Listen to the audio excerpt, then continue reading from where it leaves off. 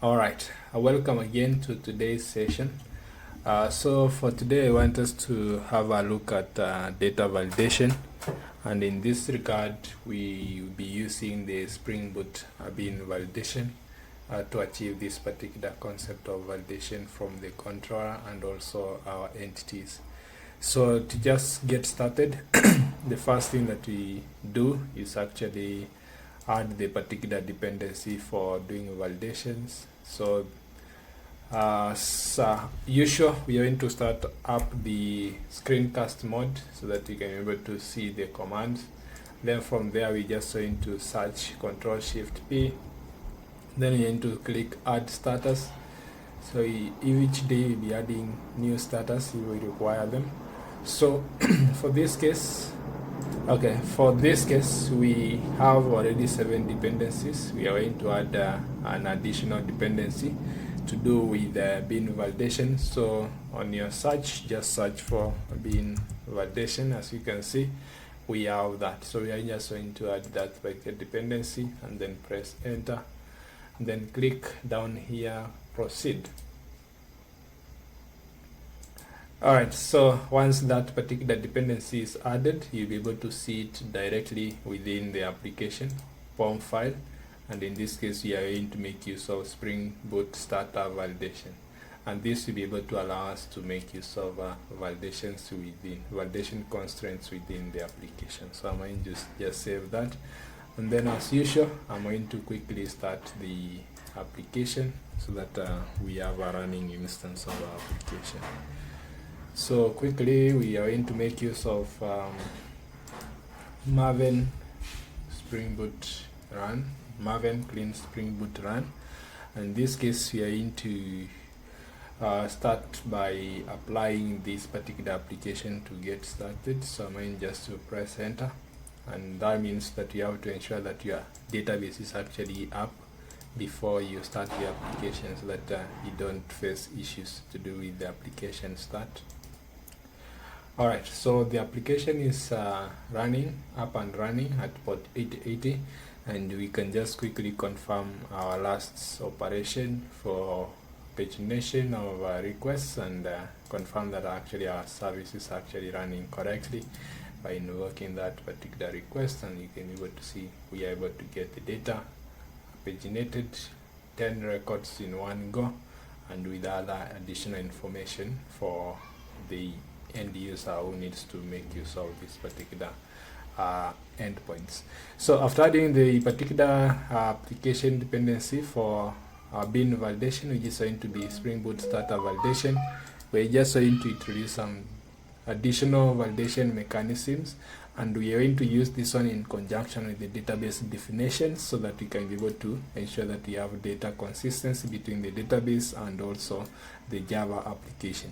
So for instance, we are going to make use of the actor database table, this one to define the constraints within the actor Java class. So I'm going just to open them side by side so that you can be able to see. Then for this one, you have the actor database here. So I hope that is visible on your screens. So the first thing that you're going to do is on the first name, you can see that it's not null, but then we don't have that particular constraints within this particular Java entity. And now to achieve that, we are going to ensure that this particular first name will be able to accept within the application. We are able to accept 45 characters, and then at the same time we have to ensure that it's not null. So what we're going to do is introduce, after the at column annotation, we are going to introduce other annotations. So I'm going to come here and I'm going to make use of at minimum size. So we're going just to specify at maximum ideally, so you make use of maximum length, which is going to be max, and this comes from Jakarta validation constraints, and that is what you make use of to have the maximum limit. So in this case, we are going to introduce this one as the value from here. Once you have that, then what you're going to do is just ensure that we have imported this particular class correctly. Then from there, we need to specify the parameters, and this particular parameters is to do with the value. So we have to specify the value of the maximum, that we expect. So this particular maximum value is going to be 45.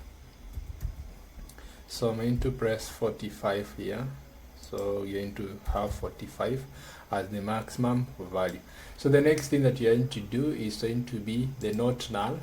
So we need to make use of the entity being validated to be at not null. So we are just to have that one at not null. That means that we won't be able to have a null value set for the first name. So that is simple custom validation that you're going to do for both the first name and the last name. So I'm going to just introduce those two down here. Alright, so the next thing that you're going to have is the timestamp. As you can see here, this timestamp is supposed not to be null, so that means we are not going to have a null timestamp, but then that is the constraint within the DB. Now in regards to our last update, we want to be making use of the default current timestamp, and in case we have on update, we have the current timestamp. So we're not going to have any adjustment in terms of validation for the local date. So, but then what we need to ensure that it's not null whenever we are working with it, whenever we are saving with it the values to the database. So you have to ensure it's actually set, and if it's not set, then automatically it's going to pick the defaults, and we can leverage on the defaults to have that particular update. And with that, we have introduced our custom validations using just annotations and specifying the values that we require to achieve this. Now the next thing that you're going to do is actually expose an endpoint which will be able now to accept our data DTO, which will be used to create a single actor in the database. So what you're going to do is we go to the controller. So within the controller of the actor, we are going to have a post method today. So we're going to have at post mapping. Alright. So this path, we are going to use the default. So in this case, that means we are going to make the call to API v1 actors, and then we are going to supply now path for this one, post mapping, and then we are going to return back a mono of actor. Basically, after saving the actor, we are just going to return a mono of actor, and in this case, we are going to say create actor. Then this particular create actor will require a request body, so we make use of a request body, and this particular request body we are going to make use of the actor entity. In this case, we are going to have the actor. Right? Then from there, we need now to see how then do we transform this particular request body, which will be mapped automatically to actor, and then we have that particular entity, and then we just need to save it to the database. So the next thing that we are going to do is that we already have our actor service, so we are going to make use of our actor service dot save. So in this case, we are going to call a save method, and in this case, we are going to specify the actual variable, which is going to be actor. Now at the moment, we don't have this particular method. You can click on the bulb, and we are going to have create this method save in actor type service. So we are going to create that, and automatically we have a new function added within the actor service. Now once we save these two files, you'll be able to see now our controller implementation or our service implementation will complain because you don't have this particular implementation. So click on this particular error here, and then click the bulb, and then click add an implemented method. So once you have that, then the method will be automatically generated down here.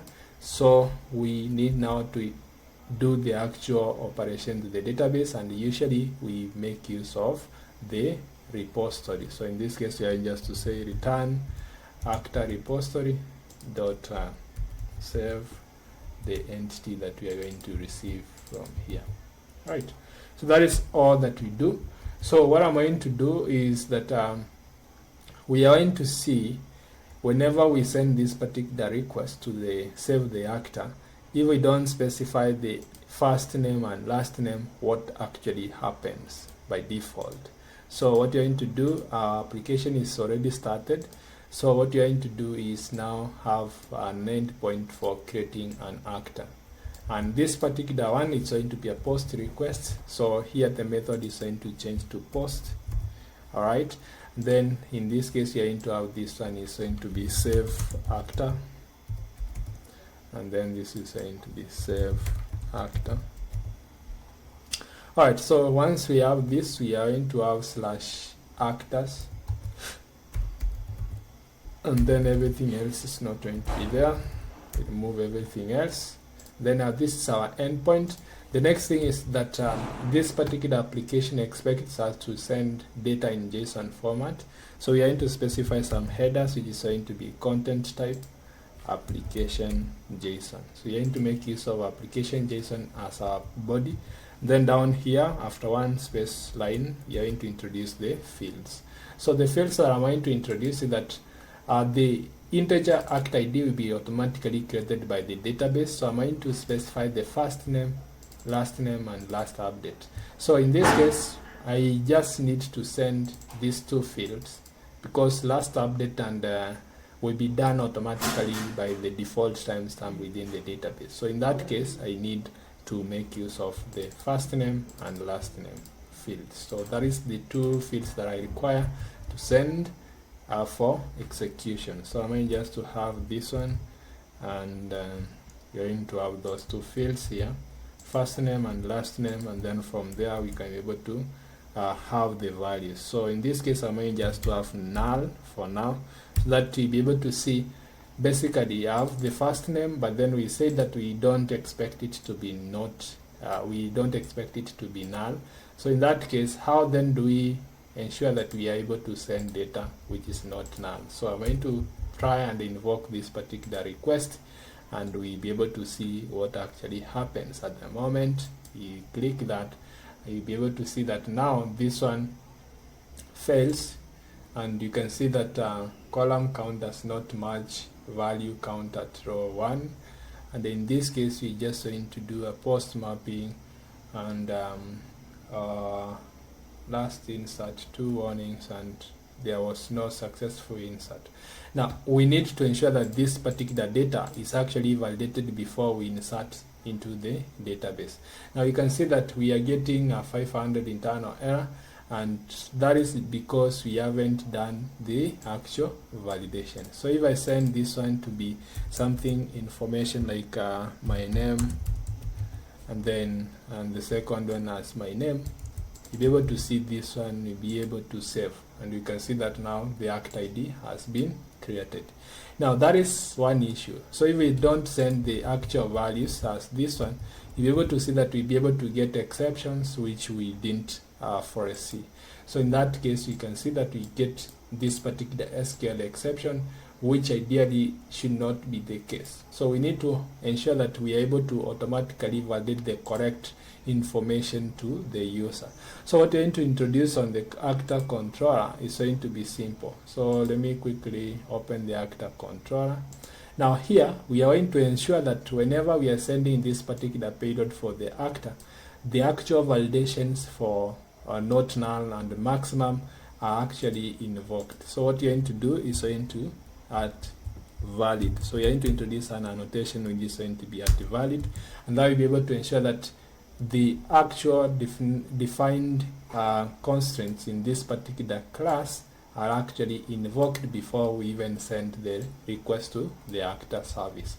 That is one small change that we are going to make to be able to have this particular operation given. So in this case, we are going to invoke that particular custom validation, and just by sending this request again, you can see now we have an issue.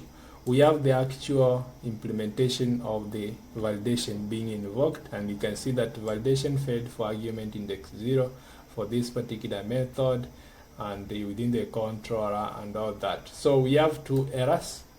You can see field error in object actor on field last name, rejected value null, codes not null, actor last name, and not null last name, not null Java string, not now. All those are the codes which are even defining that particular exception. So that is how you can be able to invoke the actual validations which are defined within the class whenever you are making use of the controller.